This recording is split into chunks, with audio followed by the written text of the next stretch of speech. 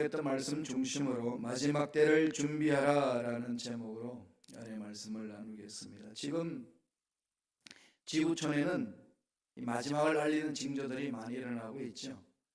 자연환경적으로도 그렇고 또 정치적으로도 그렇고 또 민족과 민족 간의 대립 속에서도 그런 일들이 일어나고 있습니다.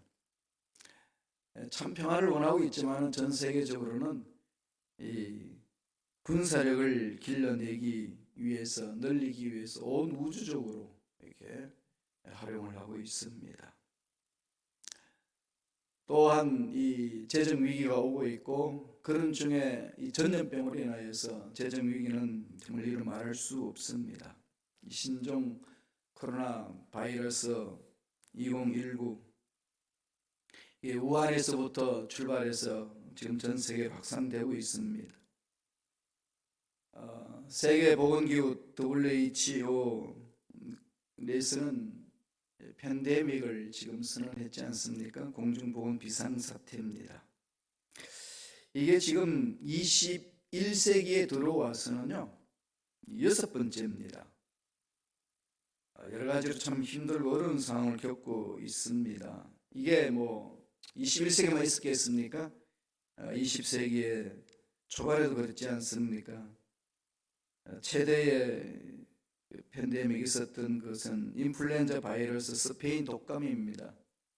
그때는 약 5억 정도가 감염이 됐고, 그 감염돼서 죽은 사람이 1차 세계대전 사람들이 죽음보다 더 많았다고 합니다. 1억 명 정도가 됐다고 하니까요.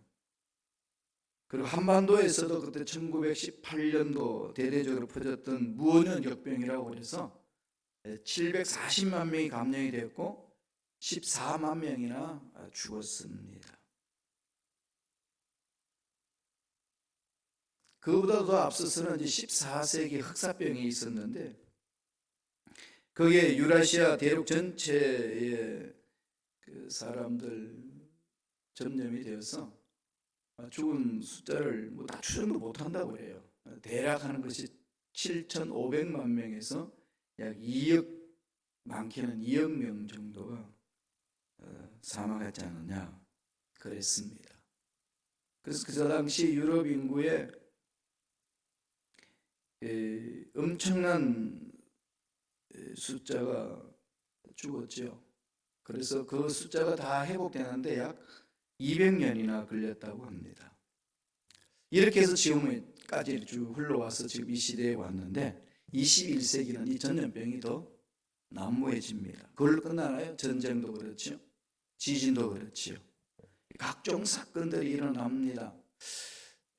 이런 사건들 여러분 신문지상을 통해서 또 TV 방송을 통해서 보고 들을 때마다 뭘 느끼시나요?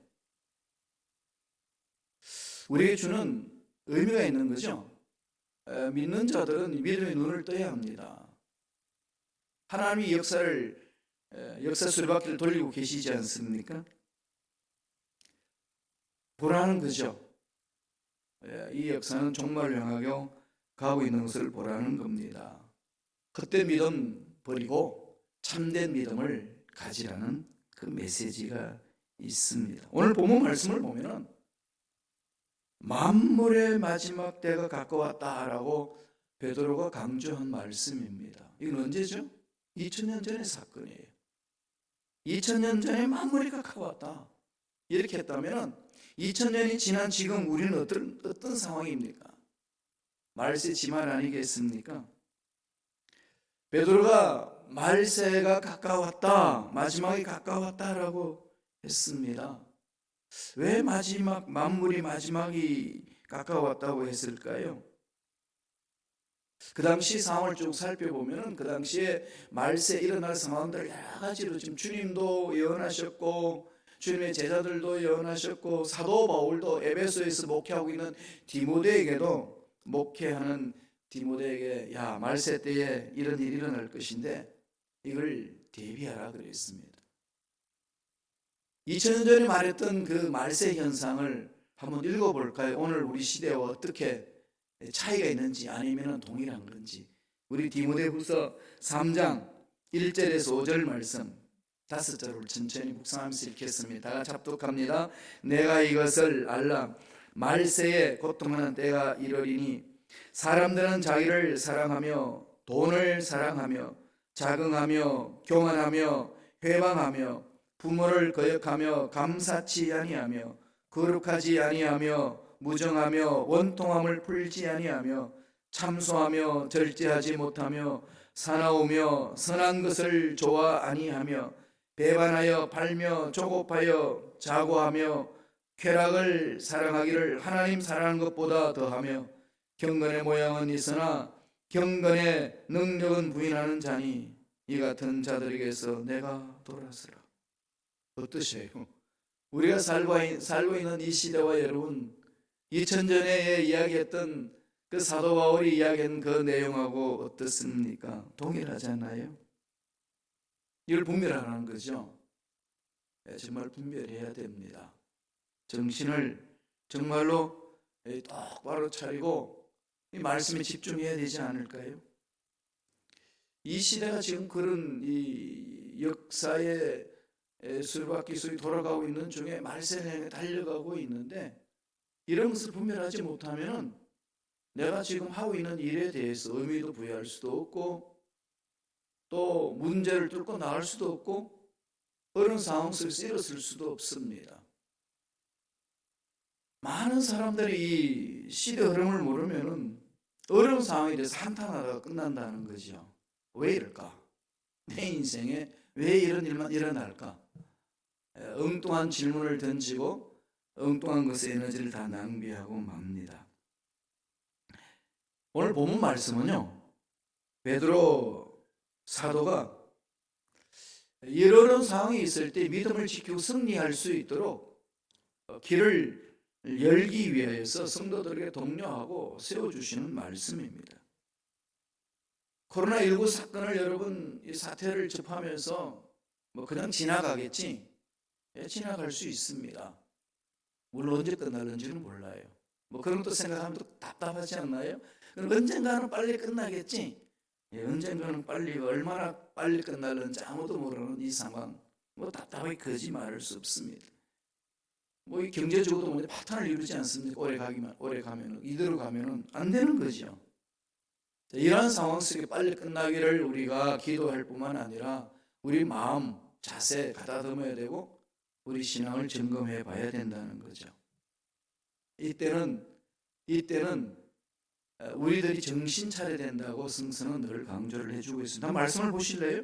3가지로 우리에게 말씀을 해주는 이 본문의 말씀을 하나씩 하나 살펴보겠습니다. 베드로전서 4장 7절의 말씀 다 같이 한 목소리 읽겠습니다.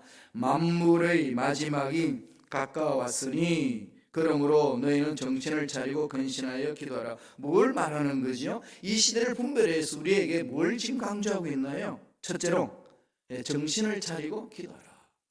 정신을 차리고 기도하라. 정신 안 차리나요? 다 정신 차리고 살잖아요. 여러분 정신 안 차리고 어떻게 이 세상을 삽니까? 그런데 왜 이렇게 성경에는 정신을 차리고 근신하여 기도하라. 분별하라는 거죠. 이 시대를 분별하라는 겁니다. 내가 지금 무엇을 해야 되는지. 농부들이 농사 지으려면 시대 분별을 하잖아요. 봄의 때인지 여름의 때인지 가을의 때인지 겨울의 때인지 이게 계절의 때를 다 분별하여서 언제 씨앗을 뿌리고 언제 김을 메고 언제 추수를 해야 되고 언제 좀 쉬고 있고 준비해야 되는지 알고 농사를 짓는 거 아니겠어요? 영적으로도 마찬가지입니다. 신앙생활하는 저와 여러분 어차피 우리 인생은 다 끝나게 돼 있어요. 개인의 종말은 뭐 다 알잖아요. 지구의 종말도 언젠간 오는데 온다는 건 다 아는 거죠. 그렇지만은 뭘 모를까요? 내가 언제 죽는지는 모릅니다. 그리고 지구의 종말이 또 언제 끝날는지도 아무도 몰라요. 끝난다는 건 있지만은 언젠지는 모릅니다. 그런데 많은 사람들은 이 궁금하니까 이걸 알고 싶어 하는 거예요.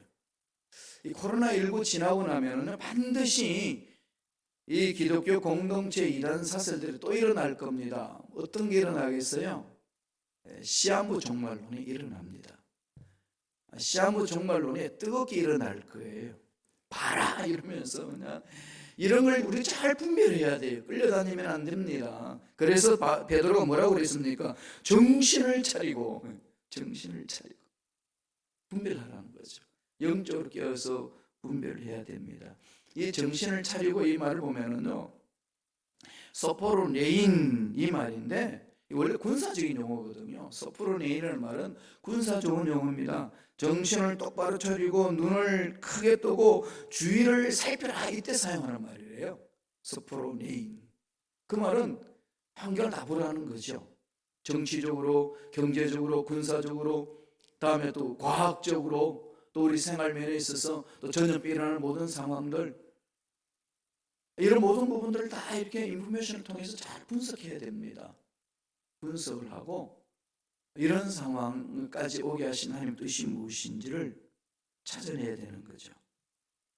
베드로가 베드로전서 5장 8절에 가게 되면은 이런 말을 합니다. 베드로는 자기의 실수한 걸 너무 잘 알잖아요. 마귀한테 넘어져서 실수한 걸 너무 알고 있기 때문에 이렇게 권면하는 거죠. 자, 읽어보실래요? 다 같이. 근신하라, 깨어라, 너희 대적 마귀가 우는 사자같이 두루다니며 삼킬 자를 찾나니. 정신 차리지 않으면 잡힌다는 거죠. 정신 차리지 않으면 잡힙니다. 하나님을 우리가 만나고 예수 그리스도를 믿어서 죄 씻음 받고 하나님 자녀가 되어 하나님 만나고 성령의 기름 부으심이 임하면 임할수록 어떻게 될까요? 정신이 차려지는 거죠. 생각이 몽롱해지지 않습니다. 성령 충만하면 내 생각 온데간데 없는 게 아니고 생각이 분명해지는 거죠. 신앙생활이 깊어지면 깊어질수록 어떻게 할까요? 철저하게 참 인간이 됩니다. 참 인간이라는 게 뭘까요? 상식을 존중하는 거죠. 상식적으로요, 이 세상을 살피고 내 삶을 살피면 이 나라에 안 넘어갑니다. 그런 부분들이 너무 이렇게 엉뚱한 곳으로 가잖아요. 성경도 그냥 문자적으로만 자꾸 파고들다 보니까 이 이단들의 유혹에 넘어가는 거죠. 마귀가 그 짓을 합니다. 그래서 베드로는 늘 얘기하는 거죠. 넘어져 봤으니까 아는 겁니다. 근신하라, 깨어라. 근신하고 깨어 있으면은 하나님의 말씀 안에서 정신 차리고 있으면은 우리 생각이 새로워지거든요. 마음이 새로워집니다. 우리 양심이 새로워지잖아요.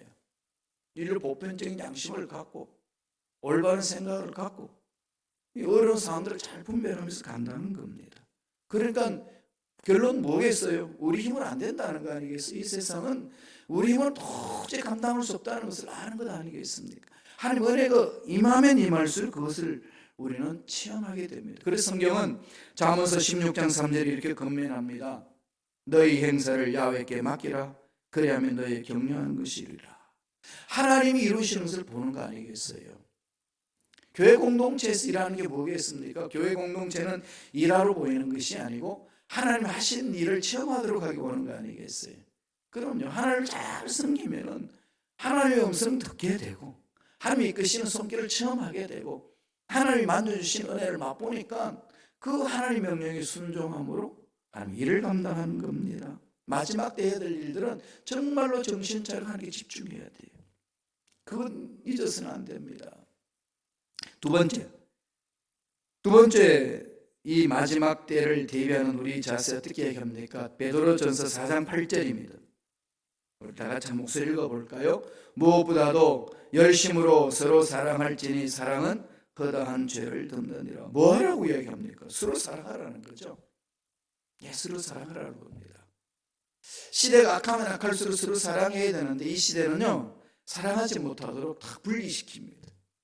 코로나19만 통해 알 수 있지 않나요? 사회적 거리를 두게 하잖아요. 이제는 뭐 반갑다고 그냥 만나서 그냥 와 반갑다고 안을 수도 없습니다. 악수도 못해요. 그렇죠. 오랜만에 전도사님 만났는데 반갑다 악수도 못했어요.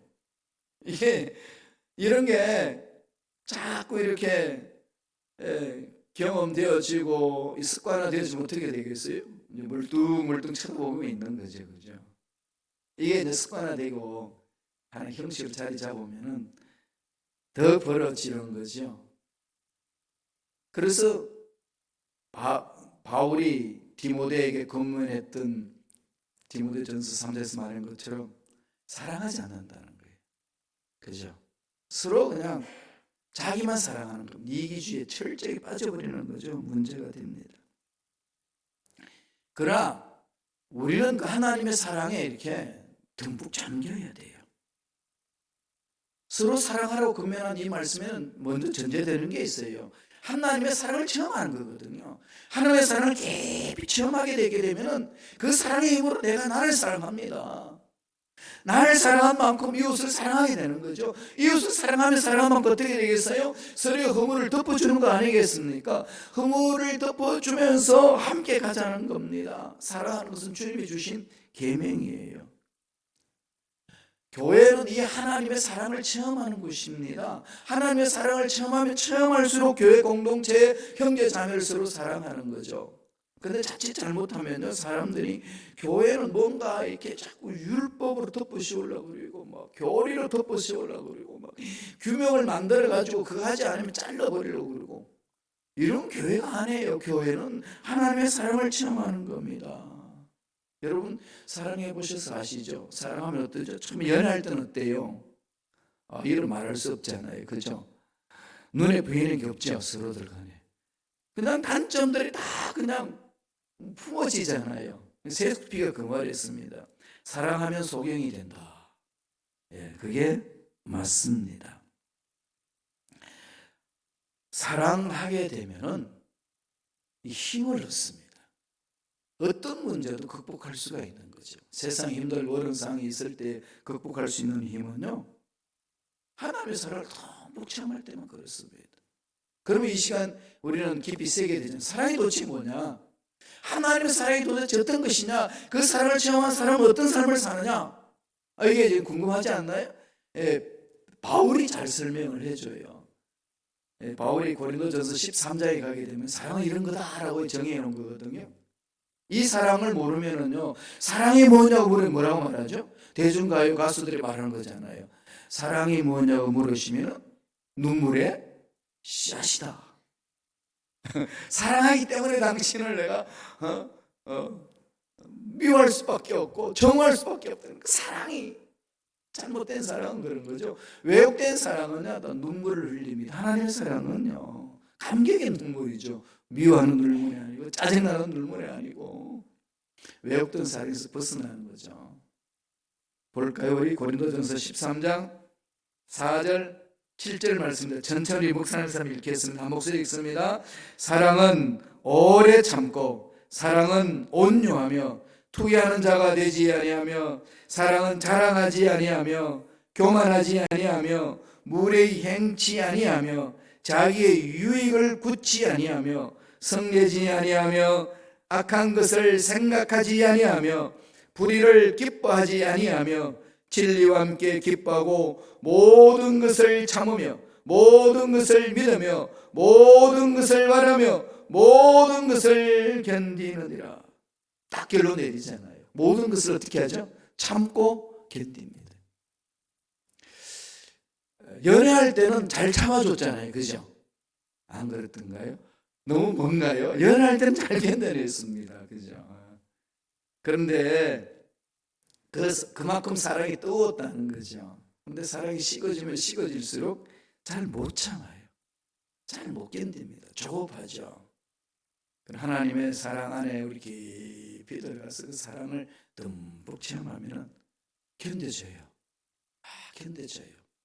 그게 사랑의 힘 아니겠습니까?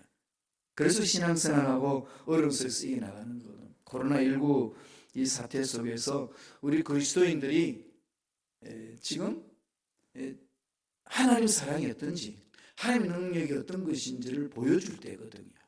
이런 데 우리 집중해야 됩니다.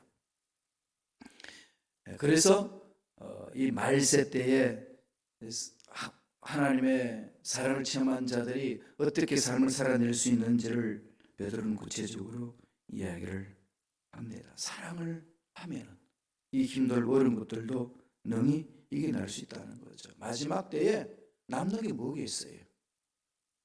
사랑 체험밖에 없습니다. 사랑의 힘으로 뭉쳐지지 아니하고는 결코 힘든 이 상황을 이겨낼 수 없다는 거죠.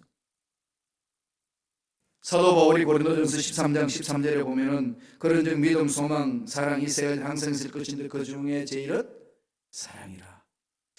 여러분 힘들고 어려울 때 하나님의 놀라운 사랑을 체험합시다. 하나님의 사랑에 꼭 잠깁시다. 나를 얼마나 사랑해 주시는지, 지금도 얼마나 사랑하시는지, 이 코로나19 상황을 겪고 있는 우리를 얼마나 사랑하시는지 듬뿍 체험해야 된다는 거죠. 그 사랑의 힘으로만 극복할 수 있다는 겁니다.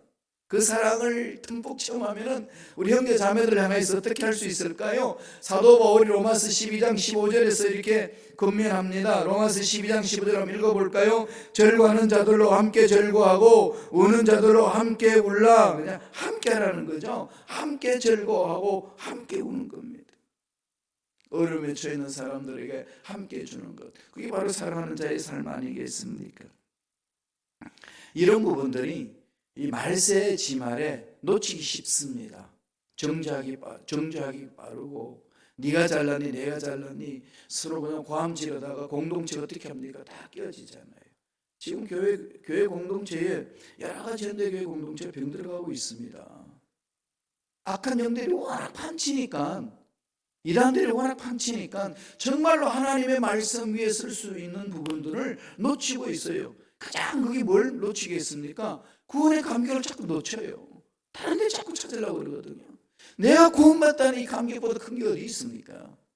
이건 뭐 어느 곳에 가서 자랑할 수 있는 거 아니겠습니까? 근데 이걸 자꾸 잊어버린다는 거죠. 그리고 예수 이름에 권세가 있습니다. 예수 이름의 권세로 코로나19도 막 물리쳐야 돼요. 쫓아내고 가야 됩니다. 하나님의 능력으로 백신도 빨리 하나님 개발될 줄로 믿습니다. 이 지혜를 구하고 능력을 구해야 되는 것 아니겠어요? 예수 이름의 권세의 능력을 너무 잃어버렸습니다. 초대교회는 어땠습니까? 돈도 없었고 교회 건물도 마땅히 없었지만 그들에게 있었던 것은 예수 그리스도 이름의 권세가 있었습니다. 그래서 지금은 교회도 돈도 있고 건물도 얼마나 멋집니까? 그죠? 너무는 조직적으로 잘 짜여 있어요. 근데 뭐가 없습니까? 예수 그리스도의 이름의 권세를 자꾸 잊어버리고 있는 거죠. 우리 여기 몸부림쳐야 합니다. 또 뭘 잊어버릴까요? 주님 다시 오심을 사모하는 걸 잊어버리고 있어요. 워낙 이 이단들이 판을 쳐가지고 언제 온다 난리 치니까 막 이 신천지도 그냥 14만 4천 명 가지고 그냥 난리를 치잖아요. 주님 오심을 사모하는 것을요, 너무 좋은데 마귀들이 초를 다 쳐놨어요. 그러나 교회에서 목사님들이 재림 설교가 자꾸 사라집니다. 성도들도 재림에 대한 것이 흐리뭉텅해요. 뭐 오실까? 언제 오셔? 날마다 외치는 소리지 뭐. 2000년 동안 안 오셨는데 잊어버린 거잖아요. 초대교회는요, 모든 설교의 핵심은 마라나타였습니다. 주여 어서 오시옵소서. 이 부분이거든요. 놓치면 안 됩니다.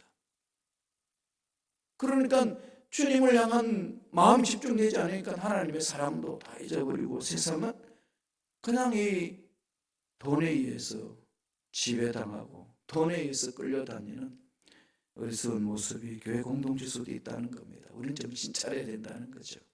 마지막 세 번째로 베드로가 뭘 이야기합니까? 베드로전서 4장 10절 11절입니다. 다 같이 한번 읽어볼까요? 천천히 한 목소리 읽겠습니다. 각각 은사를 받은 대로 하나님의 각양 은혜를 맡은 선한 청지기같이 서로 봉사하라. 만일 누가 말하려면 하나님의 말씀을 하는 것 같이 하고 누가 봉사하려면 하나님의 공급하시는 힘을 하는 것 같이 하라. 이는 범사의 예수 그리스도로 말미암아 하나님이 영광을 받으시게 하려 함이니 그에게 영광과 권능이 세세에 무궁토록 있느니라. 아멘. 뭘 하라는 거죠? 하나님의 능력으로 서로 봉사하는 거 아니겠어요?